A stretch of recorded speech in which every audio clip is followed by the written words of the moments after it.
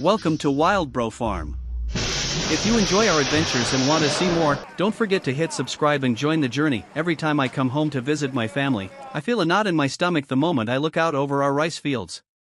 What used to be a sea of golden stalks ready for harvest is now torn up mud and broken stalks. Wild hogs hit us like a freight train in the night. That's exactly why we hunt them. It's not just about protecting my own family's crop, it's about defending the blood, sweat, and long days every farmer in this village has poured into the ground.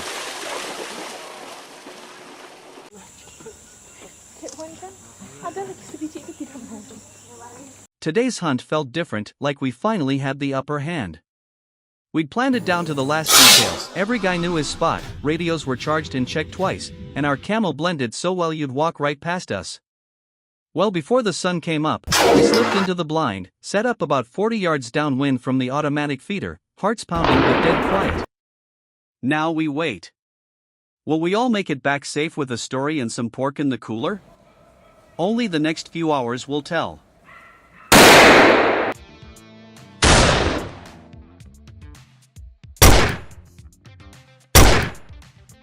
Before the echo even died, Ethan's voice popped on the radio, calm as ever. Got mine.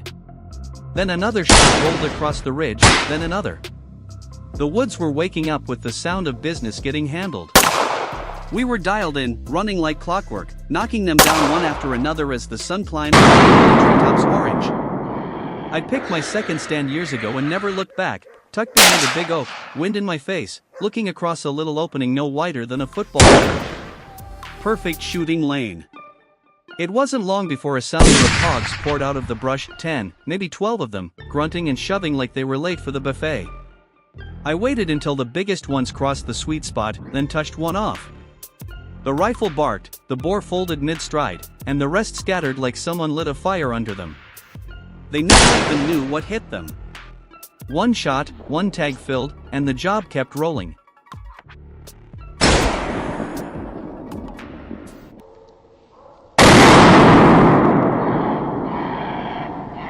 A low rustle in the brush ahead, then the unmistakable grunting and rooting of wild hogs. They were nose down, tearing up the earth, completely oblivious to us. I settled the crosshairs on the biggest boar, the old warrior with the scarred shoulders and cutters long enough to gut a man in one swipe.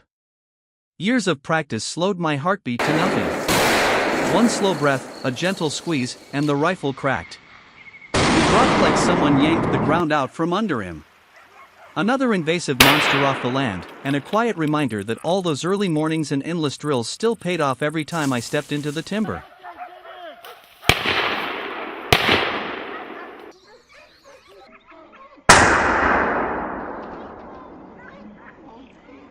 Ethan's voice crackled calm over the radio. Got eyes on the main sounder, moving your way. We closed the distance fast and eased into position.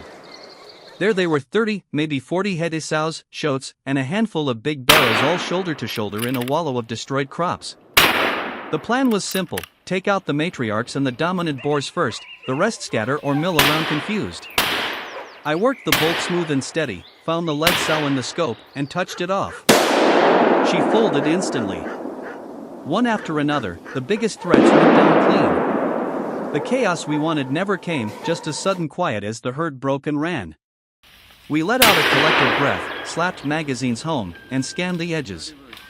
Job wasn't finished yet, there's always one more waiting in the shadows.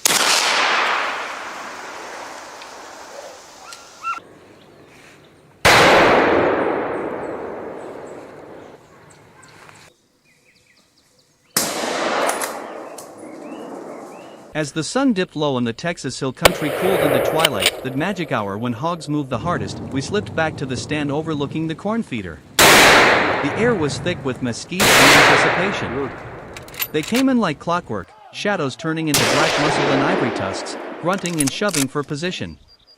None of them had a clue the reaper was already glassing them from 60 yards away.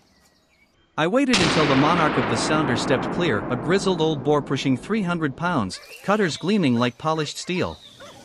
One last look through the scope, one last exhale, and I sent it. The shot rolled across the creek bottom like thunder. He took 2 stumbling steps and piled up in the dirt. Perfect heart shot. The rest of the herd exploded into the brush, tails high, gone in seconds. I racked the bolt one more time, just listening to the quiet settle back in. Day's work done. Another invasion stopped cold.